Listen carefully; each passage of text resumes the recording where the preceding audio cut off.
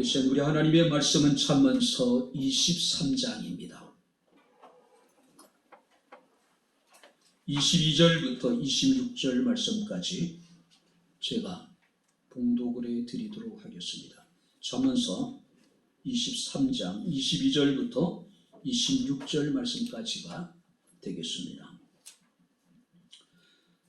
너를 낳은 아비에게 청종하고 내 늙은 어미를 경히 여기지 말지니라. 진리를 사되 팔지는 말며 지혜와 훈계와 명철도 그리할지니라. 의인의 아비는 크게 즐거울 것이요 지혜로운 자식을 낳은 자는 그로 말미암아 즐거울 것이니라. 내 부모를 즐겁게 하며 너를 낳은 어미를 기쁘게 하라. 내 아들아 내 마음을 내게 주며 내 눈으로 내 길을 즐거워할지어다. 아멘. 자비롭고 내려오신 아버지 하나님 고맙습니다.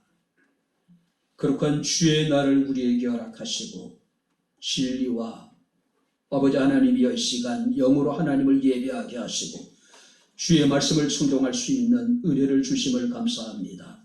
우리의 마음의 문을 열어주시고 길을 여셔서 살아계신 주의 말씀을 듣게 하시고 우리 심중 깊은 곳에서부터 말씀을 아멘으로 화답할 수 있는 아름다운 귀한 시간이 되게 하옵소서. 악한 어둠의 세력에 틈타지 못하게 하옵소서. 성령의 감동하심을 따라서 주의 말씀을 깨달을 수 있는 지혜를 주옵소서. 예수님 이름으로 기도하옵나이다. 아멘.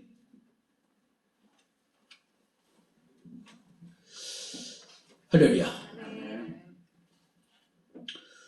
오늘은 우리가 어버이 주일로 하나님 앞에 감사함으로 예배를 드립니다. 우리를 낳아주시고 길러주신 어버이의 은혜를 다시 한번 우리가 가슴에 새기면서 감사함으로 드리는 주일의 예배가 되어졌으면 좋겠습니다. 매년 우리가 맞이하는 어버이 주일이지만 그 느낌과 생각은 조금씩 달라질 수가 있을 겁니다. 오래전에 부모님이 돌아가신 분들은 기억이 점점 희미해질 수도 있을 것이고 최근에 부모님을 먼저 보내신 분들 입장에서는 어버이 주일이 더 애틋하게 느껴질 수도 있을 겁니다. 그러나 부모님을 향한 우리의 마음은 모두 같지 않을까 생각이 됩니다. 자, 오늘 성경은 우리에게 말씀하십니다. 내 부모를 즐겁게 하며 너를 낳은 어미를 기쁘게 하라. 한번 따라해 보시기 바랍니다. 내 부모를 즐겁게 하며 너를 낳은 어미를 기쁘게 하라. 부모님을 즐겁게 하고 부모님을 기쁘게 하라. 이것은 하나님이 우리에게 주시는 명령입니다. 이것은 자식의 도리이고 이것은 하나님의 뜻이고 이것은 하나님께 주신 축복의 원리, 축복의 법칙이라고 이야기할 수가 있습니다. 그래서 우리가 에베소서 6장 1절 2절 말씀을 보게 되면 자녀들아 주 안에서 너희 부모에게 순종하라. 이것이 옳으니라. 내 아버지와 어머니를 공경하라. 이것은 약속 있는 첫 계명이니 이로써 내가 잘되고 땅에서 장수하게 될 것이라고 말씀하고 있습니다. 부모는요, 우리의 존재의 뿌리입니다. 부모 없이 태어난 사람이 있을까요? 우리 부모님들은 자녀를 잉태하고 나면은 10개월 동안 뱃속에 있는 어린 생명을 위해서 모든 것을 희생을 하죠. 지독한 감기가 들려도 태아를 위해서 감기약을 먹지 않죠. 생각하는 것이나 행동 것이 하나하나 태아에게 좋지 않은 영향을 끼친다고 생각하기 때문에 모든 것을 조심하죠. 혹자는 이야기합니다. 뼈가 녹아내리고 살이 찢어지는 아픔을 우리 부모님들은 감내하면서 우리를 태어나게 한다는겁니다. 뿐만 아니라 우리를 키우기 위해서 자신의 모든 것을 희생하신 분이 우리의 부모님이 아닐까요? 자, 그렇기 때문에 자녀들은 부모를 공경하고 부모를 즐겁게 하고 부모를 기쁘게 하는 것이 당연한 것이라고 생각이 됩니다. 우리가 자식의 입장에서 부모를 효도하는 것은 이것은 선택이 아닙니다. 이것은 필수예요. 지금 이런 이야기를 하는 저 역시도 말할 수 없는 부끄러움을 느끼고 있습니다. 왜냐하면 제대로 된 우리가 효라고 하는 것을 해보지 못했기 때문에 그래요. 평생을 살아가면서 내가 얼마만큼 나를 낳아주시고 길러주신 부모님을 즐겁게 했는가, 기쁘게 했는가, 그런 기억이 별로 없을 정도예요. 늘 부모님 마음에 무거운 짐덩이와 같았을 것이고, 부모님 마음속에 치유되기 힘든 마음의 깊은 상처만을 남기지 않았나, 그런 생각이 들기도 합니다. 자, 바울 오늘 잠언서 기자는 우리에게 얘기합니다. 부모를 즐겁게 하라.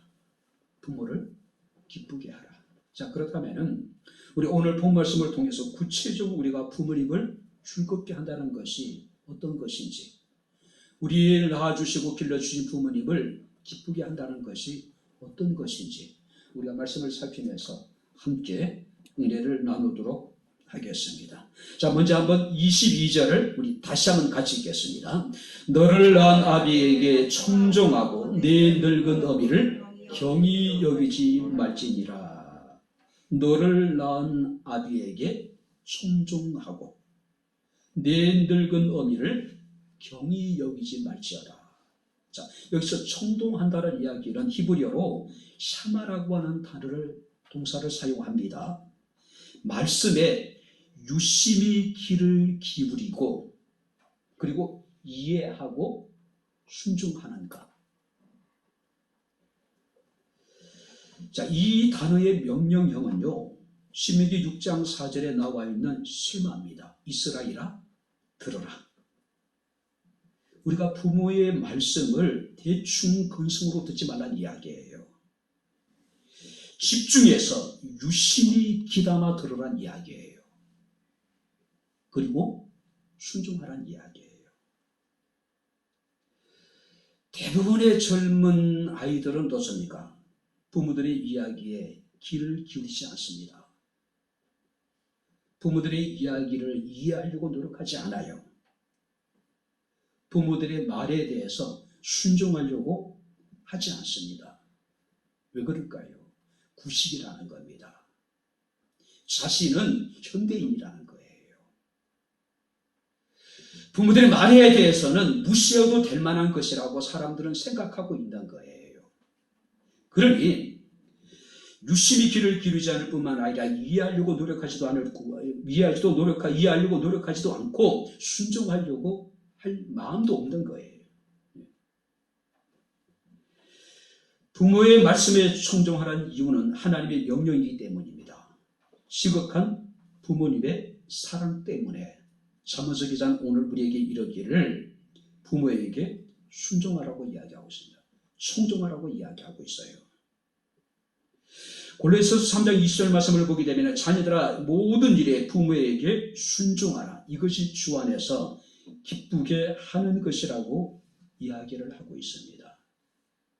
사랑하는 성도 여러분들, 귀를 기울이고 이해하려고 노력을 하고 그리고 순종하는 것, 이것이 청종이에요. 늙은 어미를 마치 해처럼 큰 소리로 야단치는 아들이 있었습니다. 자기 자식에게도 하지 않는 막말을 하는 거예요. 늘 늙은 어머니 입장에서는 그것이 마음의 상처가 되는 겁니다. 입버릇처럼 그는 이런 말을 합니다. 내 마음을 너무 몰라. 내 마음을 너무 몰라. 근데 이 한마디에 이 탄식 속에요, 효의 모든 것이 다 들어있는 거예요. 진정한 효라는 게 뭡니까? 부모님의 마음을 알아주는 것, 이해해주는 것. 그래서 성경 말씀을 보게 되면은 너를 낳은 아비에게 청종하라는 이야기는 부모의 말씀에 귀를 기울이고 부모의 말에 대해서 이해하려고 노력을 하고 그 다음에 순종하는 것. 잠언서 30장 7절 말씀을 보게 되면은 아비를 조롱하며 어미 순종하기를 싫어하는 자의 눈은 골짜기의 까마귀에 쪼이고 독수리 새끼에게 먹히리라. 굉장히 두려운 이야기예요. 아버지를 조롱하고 어머니에게 순종하기를 싫어하는 자의 눈은 골짜기의 까마귀에게 쪼이게 될 것이고 독수리 새끼에게 먹히게 될 거란 이야기예요. 오늘 우리는 효에 대해서 많은 생각을 합니다. 효가 대단한 것처럼, 아무나 할 수 없는 것처럼, 그래서 아예 우리는 효라는 것에 대해서 거부 반응을 일으킬 때가 얼마나 많은지 몰라요. 근데 성경이 우리에게 이야기합니다. 우리가 부모님을 기쁘게 하고 부모님을 즐겁게 하는 것은 아주 단순하다는 이야기예요. 부모님의 말씀을 청중하는 것, 들어주는 것, 이해하려고 노력하는 것, 그리고 순종하는 것. 재미난 글을 봤습니다. 어떤 분은 그런 얘기를 합니다. 판소리 할 때 보게 되면 소리꾼이 있고 북을 치면서 장단을 맞춰주는 고수가 있죠. 고수의 가장 중요한 역할이 뭐냐 하면은 장단에 맞춰서 추임새를 넣어주는 거죠. 소리꾼이 소리를 하면 얼씨구, 좋다, 그렇지, 암. 어쩌면 청종이라는 게 이런 의미가 아닐까요? 우리가 부모님의 말씀을 다 이해할 수 없지만은 우리가 관심을 가지고 귀를 기울여주는 겁니다. 부모님 말씀에 추임새를 넣어주는 거예요. 그러면 부모님은 어떻습니까? 그냥 마음이 기쁜 거예요. 즐거운 거예요. 무한히 반복되는 자녀들의 무릎에 대해서는 부모님은 단 한 번도 역정을 내지 않습니다. 어렸을 때 보면요. 근데 잘 들었었습니까? 부모님의 반복되는, 몇 번 반복되는 이야기에도 쉽게 짜증을 내고 역정을 내요. 그죠? 아주 그냥 노골적으로 우리는 불편한 내색을 숨기지 않아요. 2021년 우리가 어버이 주일을 맞이하면서 우리가 우리 부모님을 즐겁게 하는 것, 우리 부모님을 기쁘게 하는 것이 무엇인가? 첫 번째 뭡니까? 단순한 거예요. 우리가 주의를 기울여서 부모님 말씀의 이야기를 들어주고 이해하려고 노력하고 그 다음에 순종하려고 노력하는 것 다 지키지는 못지만, 그죠? 두 번째는 뭘까요? 22절 말씀을 보게 되면은 내 늙은 어미를 경히 여기지 말아라. 자, 여기서 경히 여긴다는 이야기는 경홀히 여긴다는 말의 주말입니다. 신중하지 않고 소홀하게 대하는 것, 멸시하면서 함부로 말하는 것. 우리가 달리 표현하게 되면은 부모를 경히 여기지 말라는 이야기는 부모를 공경하라는 이야기입니다. 근데 여러분들이 히브리어로 이 공경이라고 하는 단어는 카페드라고 하는 단어를 사용하는데 무겁다는 뜻이에요.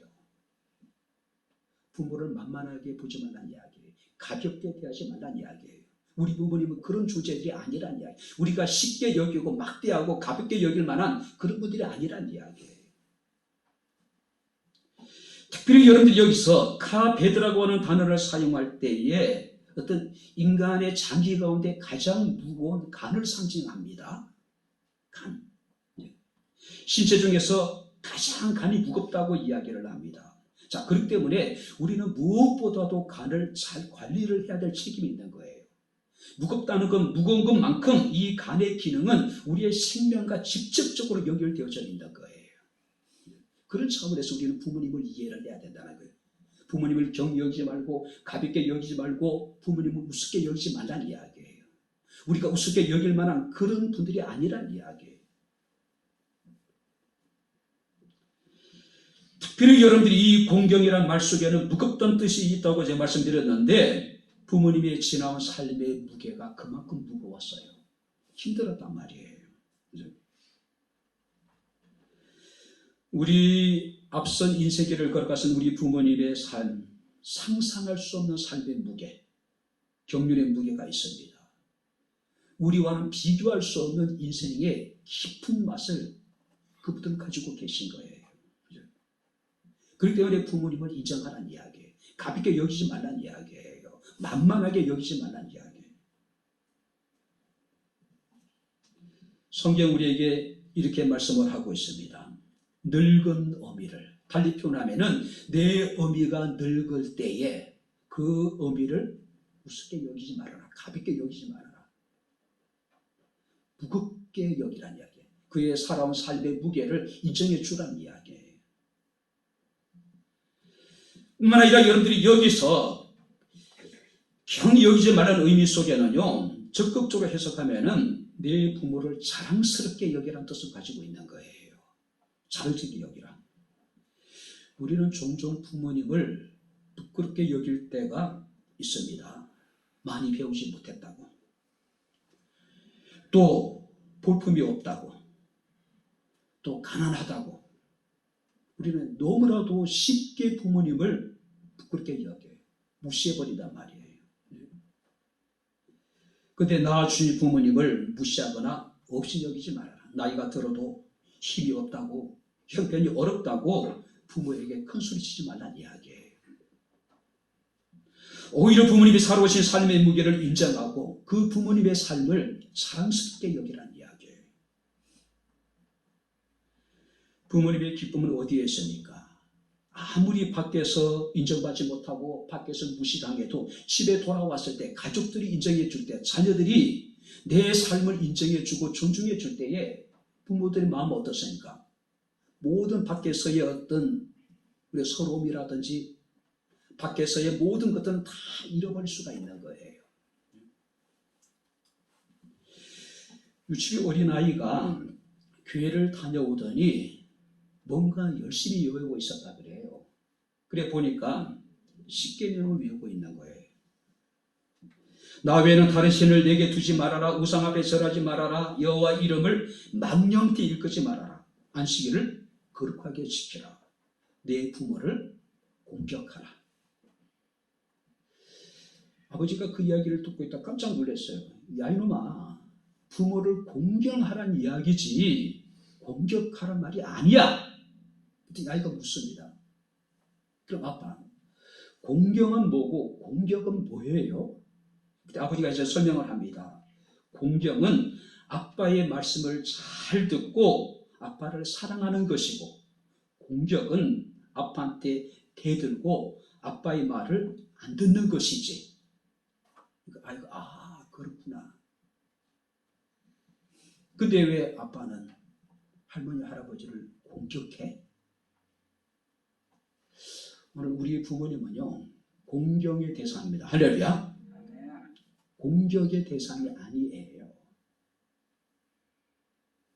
근데 부모님들이 나이가 들고 힘이 없고 가진 것이 없다면은 자식들은 어떻습니까? 그런 부모를 공경하기보다는 마치 자신이 반드시 물리쳐야 될 공격의 대상이 되어버리는 거예요.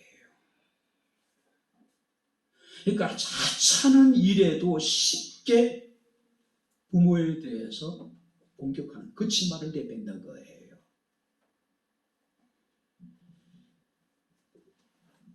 힘든 삶을 살아오신 우리 부모님들이 그 자식들로 인해서 자신이 생명보다 소중하게 여기고 모든 희생에 매가면서 키워왔던 그 자식으로 인해서 마음에 치유되기 힘든 깊은 상처를 날마다 받아가면서 살아가고 있는 거예요. 사람들에게 인정받지 못하고 무시당해도 자식들이 부모를 인정해 준다면, 자식들이 부모를 사랑스럽게 여긴다면 부모님은 분명히 즐거워하실 거예요. 세상에 어떤 것보다도 기뻐하지 않으실까요? 바랍니다. 가볍게 여기지 말고 우습게 여기지 말고 그분의 살아오신 삶의 무게를 우리가 인정해 주고 그 부모를 자랑스럽게 여길 수 있는 우리 백경목교회 모든 자녀들이 될 수 있기를 주 이름으로 축원합니다. 그랬으면 좋겠어요. 뿐만 아니라 26절 말씀을 보니까 이렇게 이야기하고 있습니다. 내 아들아 내 마음을 내게 주며 내 눈으로 내 길을 출구할지어다. 10절은 뭡니까? 내 마음을 내게 달라고 이야기를 하고 있어요. 자, 여기서 내 마음을 달라는 이야기는 나를 가장 귀하게 여기고 사랑하고 나를 향한 관심을 거두지 말아라. 자식이 어렸을 때 부모님은 오직 자식에게 늘 관심을 둡니다. 한시도 자식을 잊지 못해요. 그런데 연세가 드시고 힘이 없고 부모가 그렇게 되면 자식들은 어떻습니까? 마치 부모님이 안 계신 것처럼 그냥 평상시 잊고 지내는 거예요. 명절이나 생길 때 되면은 전화하고 함께 찾아가가지고 함께 식사하는 것으로서 자식의 내 역할을 다 했다고 생각할 때가 얼마나 많은지 몰라요. 근데 여기서 내 마음을 달라는 이야기는 나를 가장 귀하게 여기고 나를 사랑하고 나를 향한 관심을 거두지 말아라. 지속적으로 계속해서 관심을 가져라는 이야기예요. 이것은 자식으로서 부모에 대한 헌신을 이야기합니다. 왜냐하면 부모님이 우리를 위해서 그렇게 헌신한 삶을 살아오셨기 때문에 이제 나이가 들어서 병들어서 힘이 없는 부모를 위해서 자식이 이제는 부모를 위해서 헌신하라는 이야기예요. 저 역시 아무것도 한 것이 없기 때문에 이런 얘기하는 자체가 부끄럽기도 하고 창피하다고 하고 사실 그렇습니다. 오늘 차문수 기자는 우리에게 이야기합니다. 먼저 마음을 달래요. 용돈을 드리는 것도 좋은 일입니다. 찾아와서 맛있는 우리가 식사 한 끼를 대접해 드리는 것도 참 좋은 일입니다. 얼마든지 부모님은 그것을 인해서 즐거워하고 기뻐할 수 있어요. 근데 중요한 건 뭡니까? 마음이에요. 마음. 우리가 성경 말씀을 보게 되면 다윗에게는 압살롬이라고 하는 아들이 있었습니다. 압살롬은 다윗의 아들 중에서도 특별히 다윗의 소개를 받은 인물이었습니다. 솔로몬이 아니었다면 당연히 다윗의 왕위를 계승해야 할 후계자였어요. 그런데 그런 압살롬이 자기 백성들의 마음을 도둑질합니다. 그리고 아버지를 반역하게 됩니다. 쿠데타를 일으키게 돼요. 상황은 절망적이었습니다.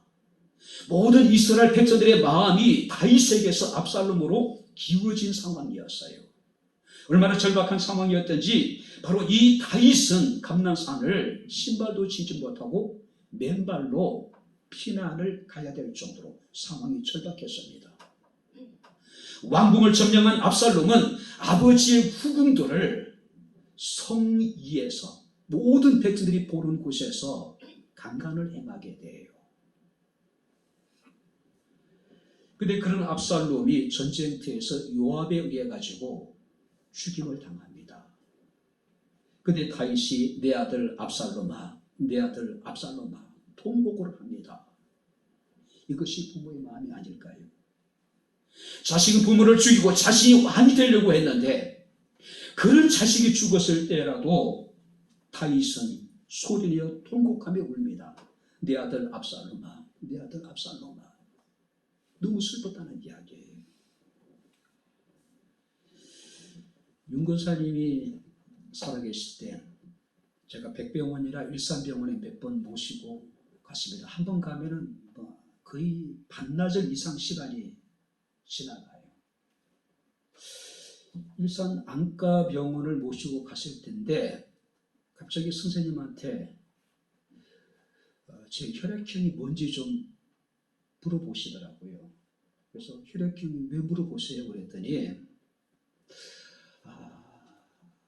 둘째 며느리가 있는데 신장이 안 좋아서 많이 힘들어하고 힘들어하고 있다. 내 신장 한쪽을 띄어서 주고 싶다는 이야기예요. 90이 넘은 누구인데가. 자신의 몸도 불편해가지고 병원을 다니시고 약을 쌓아놓고 드시면서도 병으로 인해 고통당하고 있는 둘째 며느리를 생각해서 자신의 신장을 띄어서 주고 싶다는 이야기예요. 옆에서 그 얘기를 듣고 있는 저도 황당하기도 하고 또 마음이 뭉클해지더라고요. 그 이야기를 듣고 있는 의사 선생님도 가만히 계시더라고요. 뭐라고 하실 말씀이 없으신 거예요. 나중에 얘기합니다. 연세가 많으셔서 심장을 띄어서 이식할 수도 없다라고 얘기하니까 굉장히 낙심하시더라고요. 돌아뵈서 정말로 둘째 며느리에게 주고 싶으세요? 그러니까 진짜 주고 싶대요. 그 이상도 하고 싶은 것이 부모의 마음이 아닐까요? 우리 부모님의 마음은 항상 우리를 향하고 있습니다. 그래서 잠언 기자는 오늘 우리에게 이야기합니다. 내 마음을 먼저 내게 달라고 해요. 세상에 보이는 것이 아니라, 눈에 보이는 것이 아니라 마음을 먼저 달래요. 부모가 원하는 것은 그것이 아닐까요? 오늘 최소한 부모님들 입장에서 그걸 느낄 수 있게 해드리는 게 어떻겠습니까? 그래도 내 자식이 나를 생각하고 있다.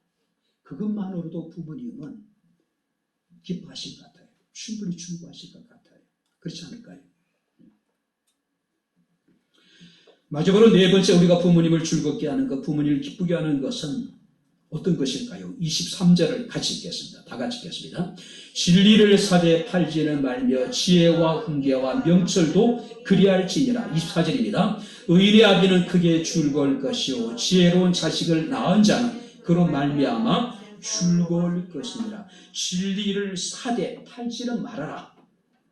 지혜도 훈계도 명철도 사기는 살되 팔지는 말아라. 무슨 얘기냐면은 여기서 진리를 산다는 이야기는 진리를 추구하는 삶을 살아간다는 이야기입니다. 지혜와 훈계와 명철을 산다는 이야기는 지혜와 훈계를 받아서 살아간다는 의미예요. 오늘 그래서 의인의 아비는 크게 즐거울 것이고 지혜로운 자식을 낳은 자는 그로 말미암아 즐거워하게 될 것이라고 이야기를 하고 있습니다. 우리가 부모님을 즐겁게 하는 것, 부모님을 기쁘게 하는 것 뭡니까? 우리가 잘 사는 것, 바르게 사는 것. 우리가 많은 돈을 벌고 큰 아파트 평수를 얻고 내가 큰 배기량의 어떤 자동차를 끌고 다니고 이렇게 잘 사는 것이 아니라 정말로 바르게 살아가는, 우리가 잘 살아가는 그런 모습을 볼 때에 우리 부모님은 즐거우시겠죠. 부모님은 기뻐하시게 될 거란 이야기예요. 진리를 사되 진리를 팔지는 말라고 이야기합니다. 이제 진리를 산다는 이야기는 진리를 추구하는 삶, 진리 가운데 인도하심을 받는 삶, 바르게 살아가는 삶을 말하는 것이고, 판다는 이야기는 진리를 거스리고 훈계와 교훈을, 지혜를 거스리는 삶을 살아가는 악한 삶을 말하고 있는 거예요. 자식이 잘 되는 것, 자식이 정말로 잘 사는 것, 훌륭한 인생을 살아가고 선한 영향력을 끼치며 살아가는 그런 모습을 볼 때 우리 부모님의 마음은 정말로 더할 나위 없이 즐겁겠죠. 기쁘시겠죠. 그죠? 가만히 보면 부모님들은요, 자식을 당신의 생명의 연장으로 봅니다. 당신의 생명의 연장으로 봐요. 그죠? 그래서 당신이 하지 못한 것, 자식에게는 반드시 해주고 싶은 거예요. 저희 부모님 말도 마찬가지입니다. 친구 중에서 중학교 진학하지 못한 친구들도 있었습니다. 고등학교 진학을 하지 못하는 친구도 있었어요. 근데 저희 부모님은 정말로 학교에 대해서 굉장히 이렇게 집착하셨던 분이에요. 당신이 그렇게 힘들고 어려운 삶을 살았음에도 불구하고, 고단하고 피곤한 삶을 살았음에도 불구하고 당신이 배우지 못한 것에 대해서 마음에 어떤 나름대로 그런 한같은 것이 있으셨던 것 같아요. 비록 대학까지는 보내지 못하지만 그래도 고등학교까지 나와야 사람 구실을 한다라고 생각을 하셨어요.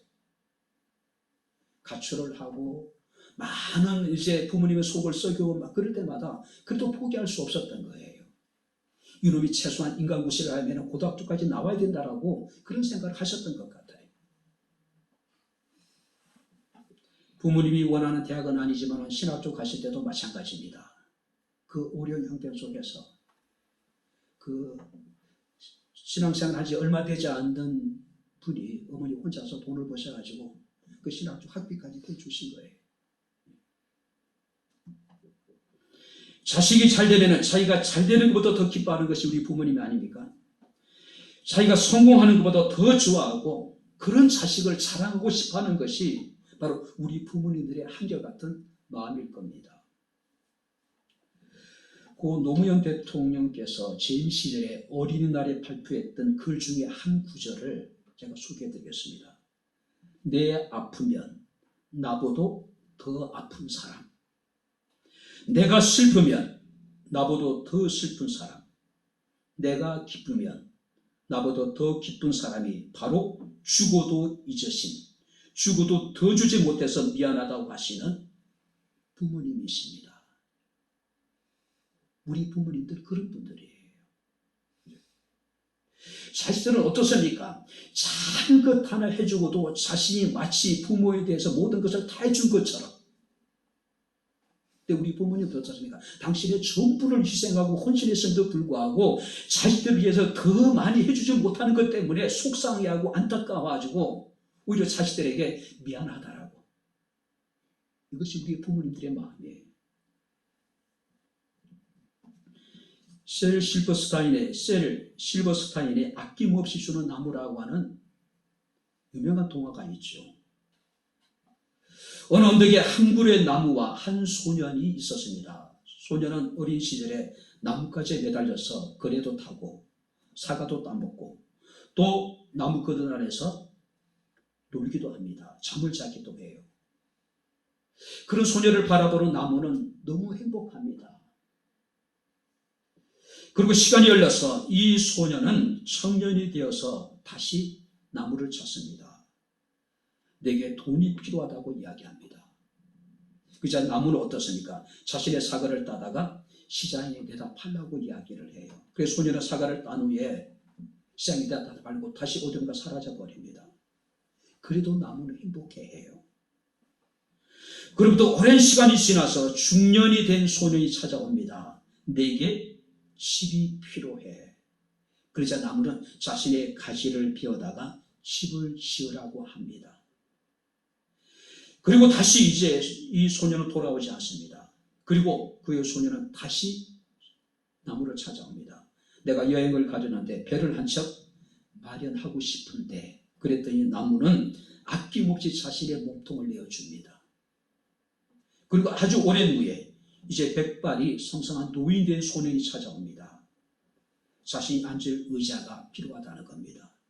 그랬더니 이번에도 변함없이 나무는 자신의 밑둥에 소년을 앉힙니다. 아낌없이 주는 나무.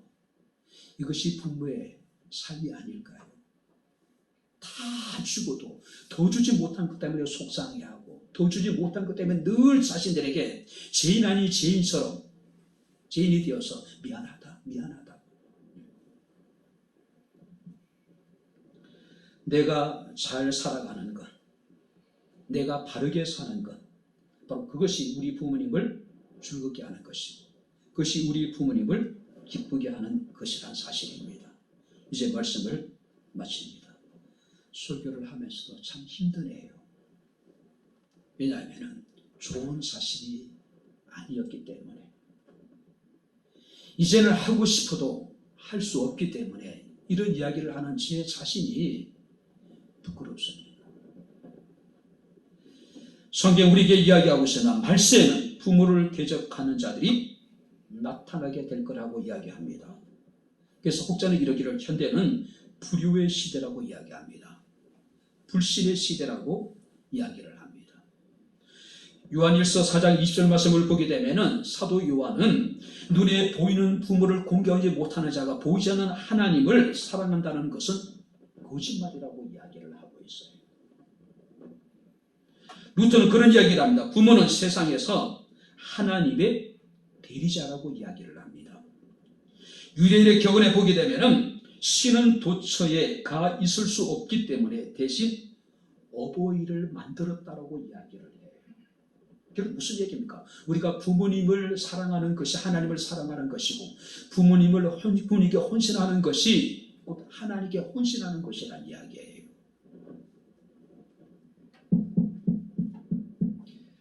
마가복음 7장 11절에 보게 되면 고르반이라는 이야기가 나옵니다. 고르반. 하나님께 드림이 되었다.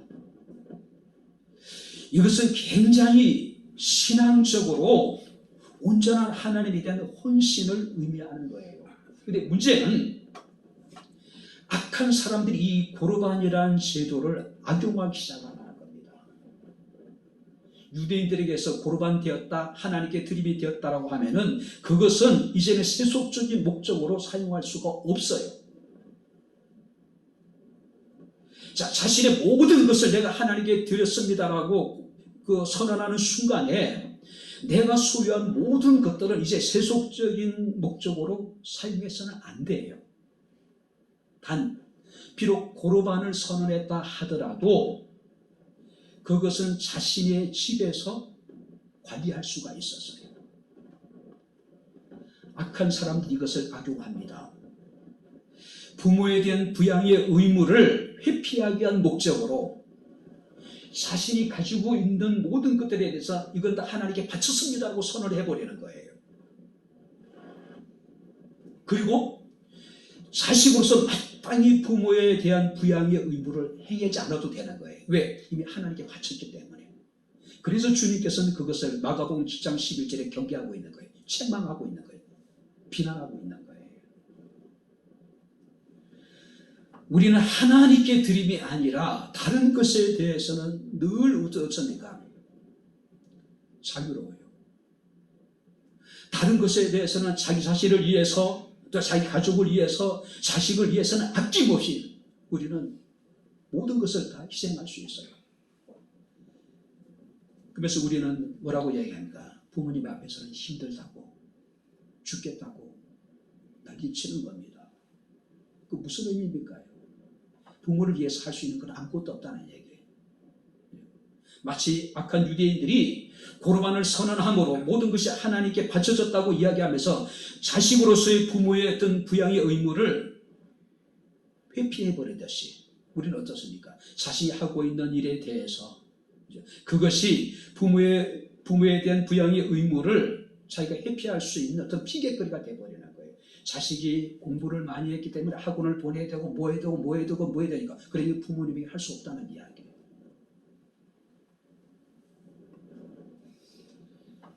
오늘 우리 부모님은 신이 될 수 없겠지만은 자식에 대한 그 애착, 자식에 대한 그 사랑만큼은 바로 하나님의 사랑을 충분히 나타낼 만한, 그죠? 다 나타낼 수 없겠지만은요. 저도 이제 환갑을 이제 넘어서고 있습니다. 나이가 들수록 후회되는 것, 아쉬운 것, 그것이 있다면은 부모님 살아생전에 좀 더 내가 일찍 철이 들었으면 얼마나 좋았을까. 단 한 번도 부모님을 공경해 보지 못한 것이 마음에 깊은 상처가 되고 있습니다. 이것이 후회가 되고 있어요. 우리들이 살아온 나이만큼 깊게 패인 부모님들의 이마의 주름살, 다시는 펴지지 않는 허리, 삶의 무게에 이기지 못해가지고 우리 부모님들의 걸음마저도 한 걸음만 걸어가는 데서도 이제는 벗게 느껴질 정도로 우리 부모님 다리가 심하게 휘어져 있는 모습들을 우리가 많이 보게 됩니다. 그렇게 살아오신 우리 부모님들에게 그런 희생과 사랑으로 우리가 여기까지 왔다면 이제는 작은 것으로 우리가 우리 부모님들에게 보상을 해야 되지 않을까요? 누군가에게 우리가 냉수한 그릇 대접을 받았다면, 누군가에게 우리가 작은 호의를 받게 된다면 우리는 어떻습니까? 반드시 고맙습니다, 감사하다고 인사를 해요. 우리의 부모님들 일평생 동안 손발이 닿도록 당신의 전부를 우리를 위해서 희생하신 분이에요. 자식을 위해서 헌신하신 분입니다. 근데 단 한 번도 우리가 부모님에 대해서 고맙습니다, 감사합니다, 그것이 자존심 상하는 것처럼, 이게 그렇게 어려운 일인 것처럼 죽을 때야 돼서나 우리가 부모님 앞에서 고마워요, 감사해요, 무슨 의미가 있어요? 그죠? 이제 바랍니다. 효의 핵심은 간단합니다. 부모님을 즐겁게 하는 것, 부모님을 기쁘게 하는 것이 아닐까요? 뭐 대단한 것으로 생각하지 마십시오. 부모님의 말씀에 귀를 기울이고 부모님의 이야기를 이해하려고 노력하는 것,